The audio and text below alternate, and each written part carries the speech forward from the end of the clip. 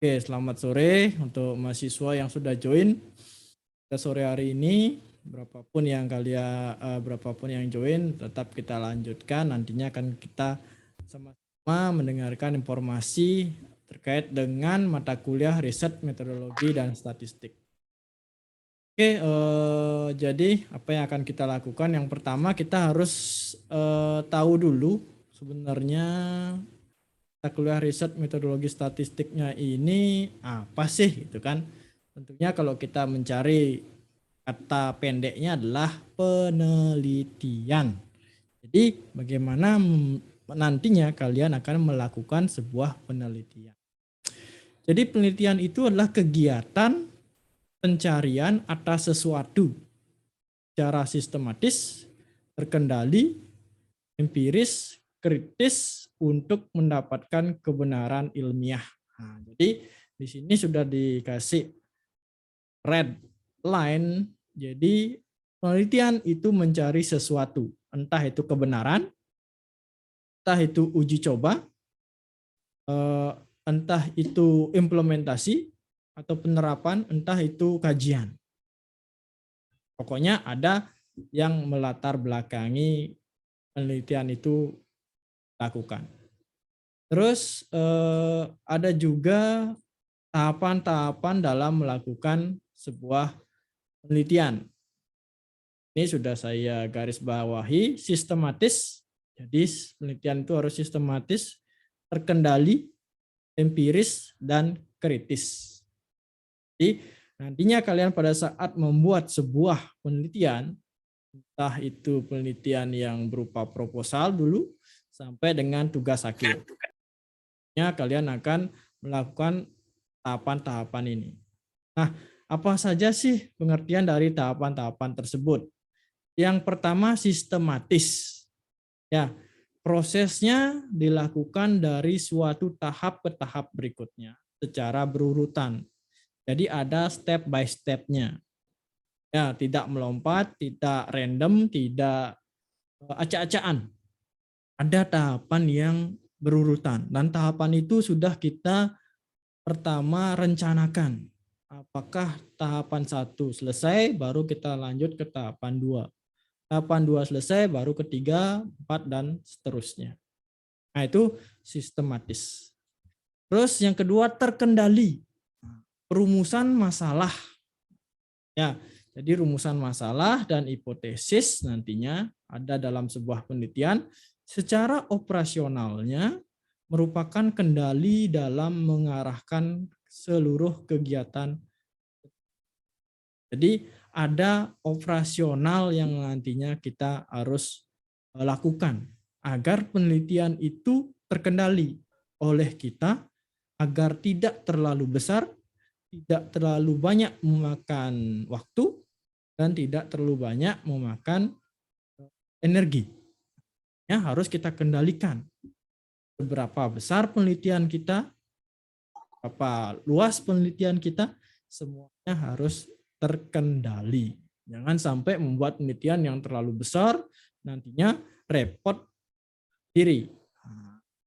Tidak selesai. Penelitian yang tidak bagus atau tidak baik adalah penelitian yang tidak selesai. Malah yang penelitian kecil tapi selesai itu yang bagus. Ya, itu yang diharapkan. Terus ada empiris. Ternyata empiris ini sama gininya.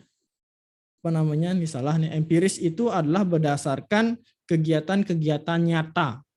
Ya, ini deskripsinya salah. Jadi empiris itulah melakukan penelitian berdasarkan kegiatan-kegiatan nyata. Misalnya membantu untuk menanggulangi pensortiran sampah atau membantu untuk mengurangi polusi udara. Nah, itu berarti secara real ada kegiatannya. Secara real ada juga manfaatnya. Jadi berdasarkan secara empiris. Ya. Setelah itu ada yang namanya konsep ilmiah. Di konsep ilmiah dalam melakukan sebuah penelitian itu kalian harus berpikir secara skeptis. Yang pertama itu. Di peneliti kalian harus selalu menanyakan bukti atau fakta yang dapat mendukung setiap pernyataan. Jadi dalam artian kata ini, kalimat ini kalian tidak boleh asal percaya. Harus berdasarkan sebuah bukti dan fakta, baru kalian boleh melakukan atau membuat sebuah konsep ilmiah dalam penelitian. Makanya dalam membuat sebuah penelitian atau proposal itu harus berdasarkan konsep, ya, bukti dan fakta. Tidak boleh berdasarkan saya, menurut saya, berdasarkan pemikiran saya. Berarti kalian hanya berdasarkan pemikiran itu dan belum ada bukti dan faktanya. Makanya kalian harus mencari beberapa sumber yang berasal dari bisa jurnal, bisa buku, bisa yang lain sebagainya. Ya, jadi itu yang namanya skeptis. Terus yang kedua, ada yang namanya analitis. Jadi peneliti selalu menganalisa setiap persoalan, mana yang pokok, mana yang tidak pokok, mana yang relevan, mana yang tidak relevan.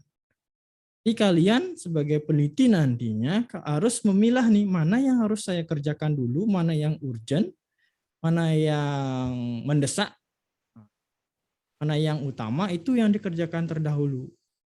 Ya, jadi jangan sampai membuat sebuah analisa yang terbalik, yang tidak terlalu urgent dikerjakan, terus pada saat yang masuk ke urgent malah tidak dilakukan. Nah, itu sangat konfigurasi analitiknya itu kacau jadinya. Oke, yang ketiga adalah kritis. Ini yang banyak harus kalian lakukan.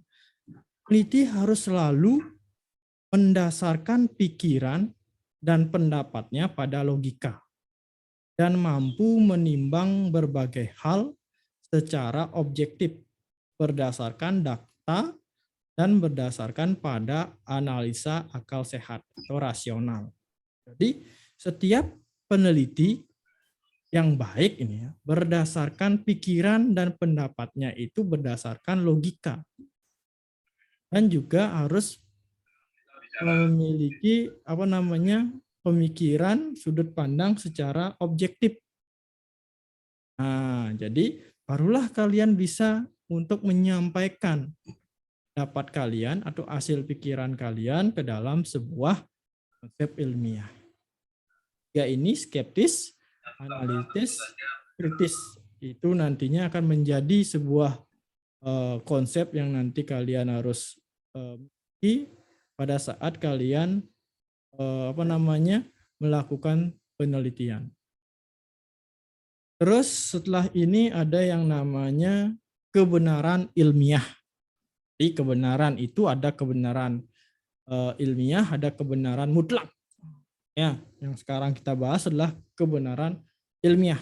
Yang pertama, koheren. Jadi konsisten dengan pernyataan sebelumnya yang dianggap benar. Ya, jadi konsisten. Jadi tetap pendiriannya bahwa pernyataan sebelumnya itu benar menurut saya berdasarkan fakta, data, teori yang saya baca. Itu koheren, kebenaran secara ilmiah. Terus koresponden, kebenaran ilmiah yang koresponden. Jadi suatu pernyataan dianggap benar, maka materi pengetahuan yang terkandung di dalam pernyataan tersebut berhubungan dengan objek yang dituju oleh pernyataan tersebut. Ya, jadi ibaratnya ada bukti matahari terbit di timur, terbenam di barat. Harus ada buktinya, harus ada realitanya. Benar nggak sebuah pernyataan yang saya bilang itu ada wujudnya, ada fenomenanya. Nah, itu namanya koresponden. Kebenaran ilmiah koresponden. Terus ada yang namanya kebenaran ilmiah pragmatis.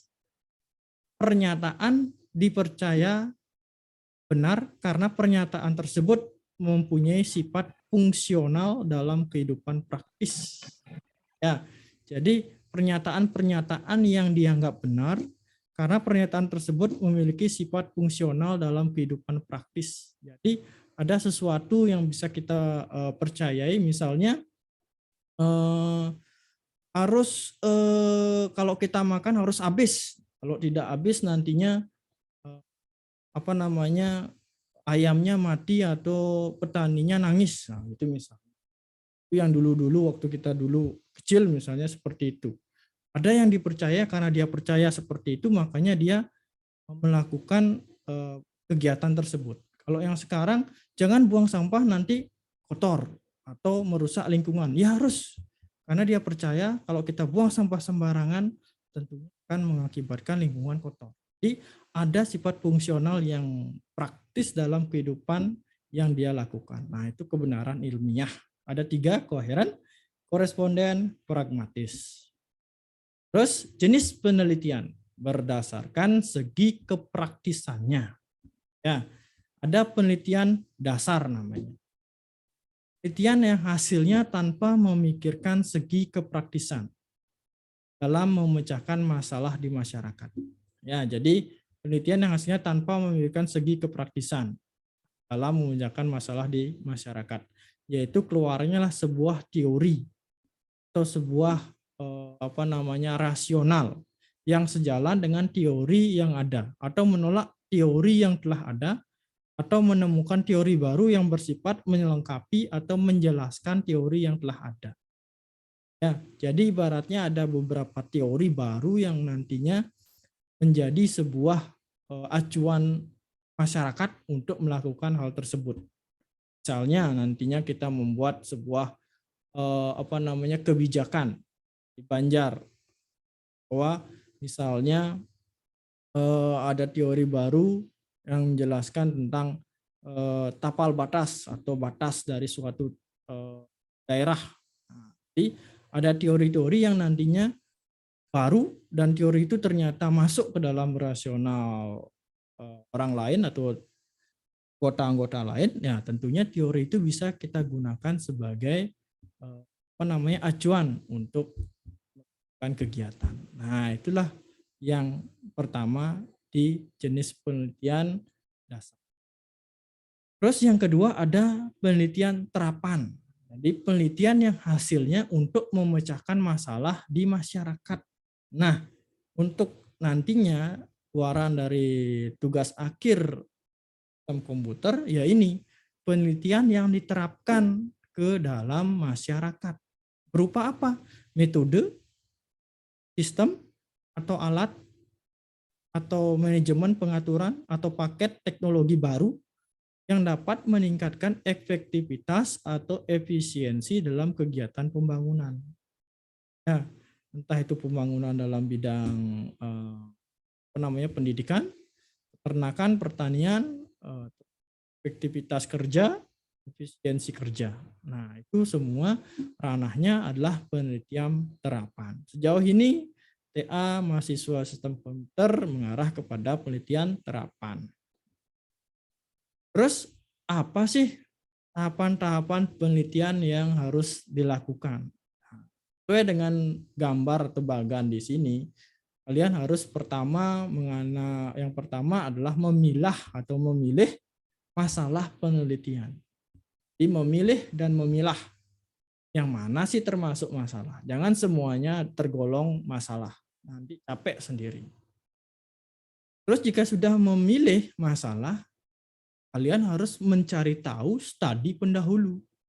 Ada nggak sebelumnya yang meneliti masalah itu? Itu jadinya kita berpikir, kalau ada, baru kita rumuskan masalah barunya. Penelitian yang sebelumnya, studi yang dahulu itu dia menguji apa sih, meneliti apa itu. Oh, dia hanya menguji sisi atas, sisi depan, sisi belakang, samping, kiri, kanan, bawah belum diteliti. Berarti saya akan merumuskan masalah dari sisi wah itu misalnya.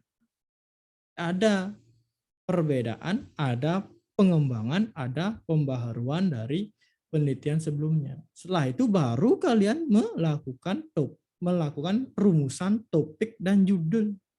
Jadi ini berartinya sejalan dengan yang akan kalian lakukan. Pada saat akan seminar tidak boleh langsung ke judul. Ya, harus ada masalah penelitiannya dulu kalian lakukan. Terus kalian analisa lagi di pendahulunya ada apa enggak?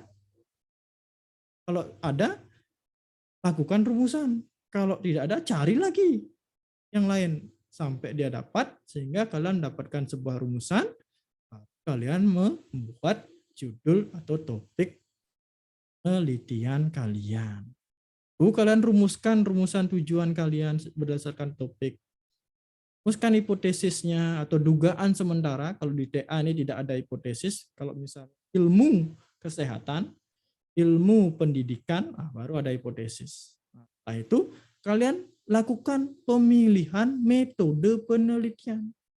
Kalau di TA sistem komputer kan lebih banyak yang mengembangkan, metode pengembangan, metode rancang bangun, atau metode implementasi.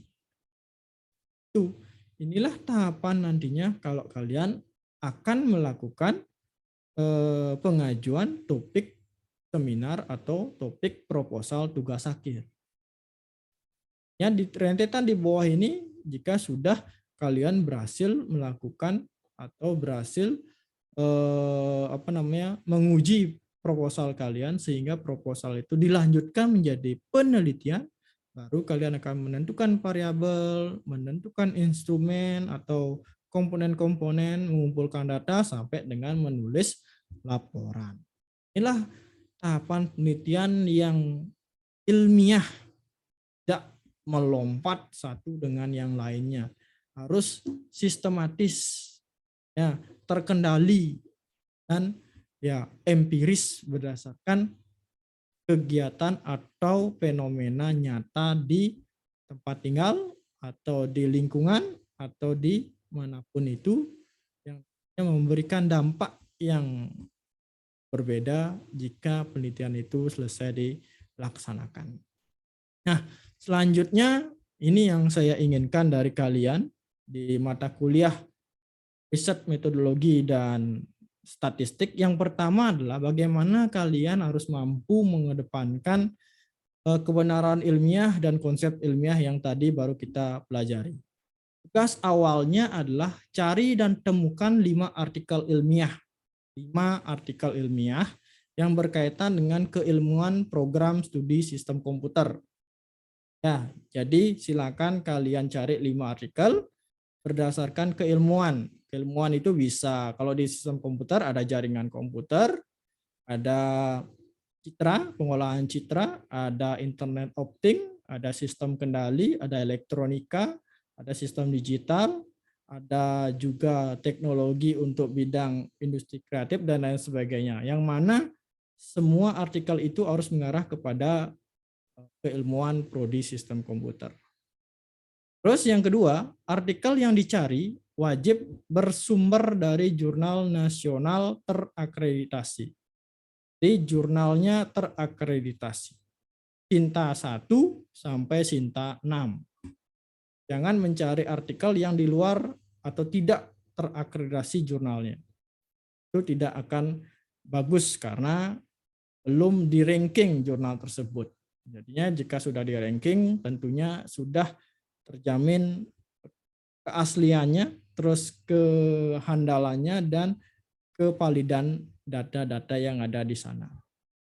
Terus pada artikel yang dicari pastikan ada nama jurnalnya, volume dari jurnal tersebut, artikel tersebut, nomor, bulan, tahun terbit. Jadi kapan sih tahun artikel itu terbit? Jadi kan setiap bulan pasti ada artikel yang akan terbit dan dicari 3 tahun ke belakang, mulai dari tahun 2021, 2020, batasnya 2019. Di 3 tahun ini dihitung dari sekarang. Ya, jangan lewat dari 2019. Ya, itu pasti sudah usang atau sudah ada yang baru nantinya hasil-hasil penelitian yang dilakukan. Jadi jangan mencari yang terlalu lama. Terus tips atau cara mencari artikel ilmiah yang terakreditasi nasional. Yang pertama ada 3 cara. menggunakan kata kunci terkait teknologi atau penelitiannya yang akan dicari. Contoh Arduino, microcontroller Arduino, sensor apa, jaringan apa, IoT. Nah, inilah kata-kata kunci yang nantinya digunakan untuk mencari artikel. Kalau panjangnya artikel penelitian Arduino Uno atau artikel penelitian menggunakan sensor apa. Nah, jadi itu yang kalian harus gunakan untuk mencari artikel. Yang kedua, menggunakan nama jurnalnya langsung. Nah, jika kalian sudah tahu nama jurnalnya, contoh Jurnal Resistor Sticky Indonesia, set aja di Google, nantinya akan tertampil linknya, kalian tinggal klik dan lihat apakah ada jurnal tersebut di situ, dan apakah dia sudah terakreditasi nasional. Nah, kita lihat di situ. Jadi kita akan sama-sama lihat bagaimana ciri-ciri artikel atau jurnal itu terakreditasi atau tidak. Ya, ini yang kedua. Nah, yang ketiga yang paling sederhana aja, gunakan nama dosen yang pernah mengajar kalian. Ya, nama dosen, nama panjangnya. Diketikkan saja di kolom pencarian di Google itu, ketikkan nama dosennya, dan tentunya dosen yang memiliki karya ilmiah, artikel ilmiah akan tertampil secara langsung di halaman pertama, dan tinggal kalian klik link tersebut pasti akan menuju ke tempat artikel tersebut dan juga ke jurnal tersebut. Ya, langsung kalian bisa menemukan artikel yang sedang atau yang sudah ditulis oleh dosen tersebut. Ya, gampang. Tidak perlu kalian bingung. Ada 3 cara yang harus kalian lakukan. Pilih salah satu atau ketiga-tiganya boleh dilakukan. Ya, itu cara dan tip mencari artikel ilmiah. Terus review artikel. Nah, apa yang harus kalian lakukan jika sudah mendapatkan artikel? Nah, sudah terakreditasi. Sinta nih 1 sampai 6, misalnya dia masuk Sinta 2. Nah, apa yang harus saya lakukan nih? Yang pertama, apa masalah yang diangkat pada artikel tersebut? Jadi, cari nih masalahnya apa di situ. Ya, susun berdasarkan bahasa kalian. Jadi jangan copy paste karena banyak sekali nantinya yang akan ditulis di sana. Tapi yang paling pokok adalah masalahnya dicari. Buatkan kata-katanya sehingga menjadi sebuah kalimat yang berfokus pada masalah pada artikel tersebut. Yang kedua, apa rumusan masalahnya pada artikel tersebut? Jadi buatkan rumusan masalah yang ingin dipecahkan pada artikel tersebut. Buatkan juga kalimat untuk bisa nantinya dibaca secara yang menuju rumusan masalah. Yang ketiga, sumber pustakanya yang digunakan artikel itu dari mana saja. Entah dia dari jurnal kan lebih banyak, atau dari proceeding dari banyak, atau dari buku lebih banyak. Nah, silakan kalian cari di bagian daftar pustaka yang ada di artikel tersebut. Terus metode penelitian pada artikel tersebut, apa yang dipakai nih metodenya? Dan cari di batang tubuh, di isi dari artikel tersebut, metodenya apa? Itu kalian rumuskan dengan bahasa kalian sendiri. Akhir, hasil penelitian dari artikel tersebut apa? Ya, buatkan dengan singkat, jelas, dan padat hasil penelitiannya. Ya, harusnya kalian harus baca dulu tuh hasil penelitiannya secara keseluruhan, baru kalian merumuskan, oh, pada artikel ini hasil penelitiannya seperti ini. Ya, jadi ada 5 topik dalam review artikel. Masalah, rumusan masalah, sumber pustaka, metode penelitian, dan hasil penelitian. Oke. Setelah itu format. Nah, kan sampai tidak tahu format nantinya. Terus formatnya random nanti. Nah, tidak ada formatnya. Kerjakan di MS Word, Microsoft Word. Terus halamannya 1 sampai 2 halaman saja, tidak boleh lebih. 1 boleh, 2 boleh. Nah, 1,5 tentu boleh.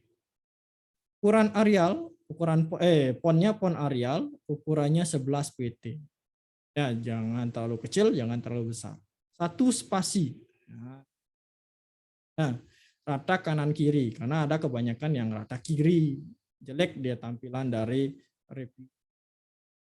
Ini ya, buat dan tunggu informasinya di apa namanya?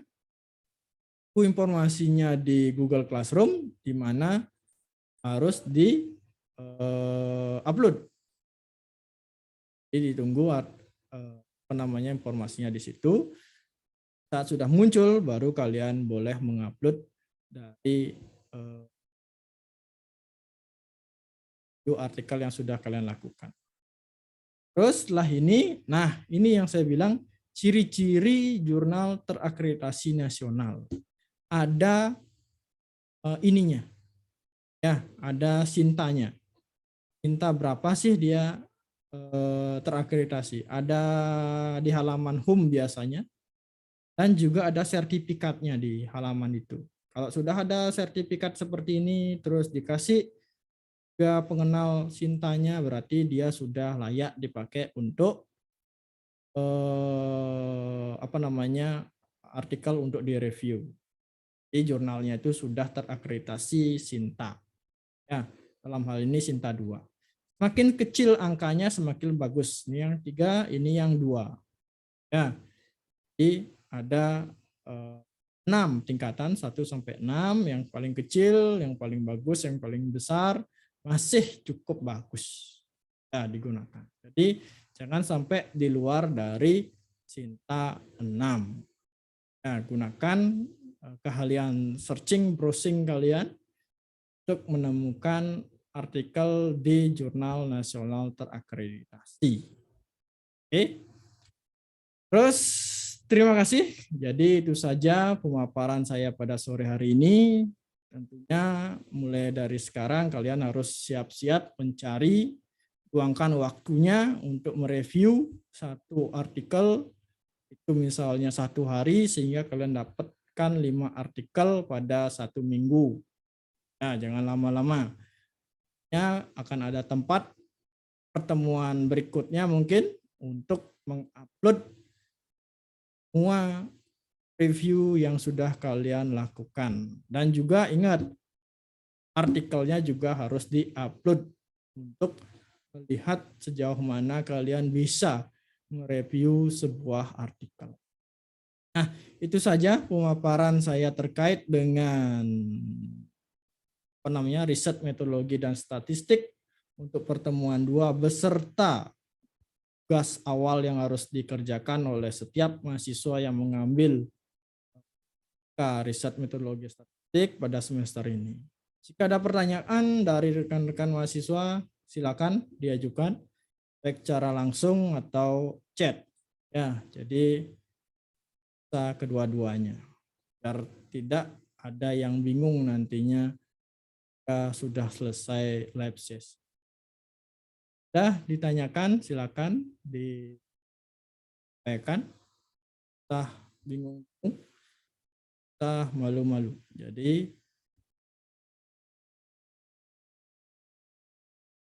adakah dari berapa orang ini? Ada 21 orang. Ada yang ingin ditanyakan? Pak, sorry Pak, Ya, mau bertanya Pak. silakan. Mengenai aturan pencarian artikel ilmiah ini berarti harus sesuai dengan aturan yang tadi itu ya Pak ya, istilahnya sesuai dengan SOP yang tadi sudah Bapak jelasin itu ya untuk Yang mana pencarian. tuh? Yang 3 itu. Iya, iya Pak. Oh, itu adalah opsinya saja. Boleh kok di luar itu. Jika kalian punya strategi lain cara untuk mencari artikel, boleh dipakai.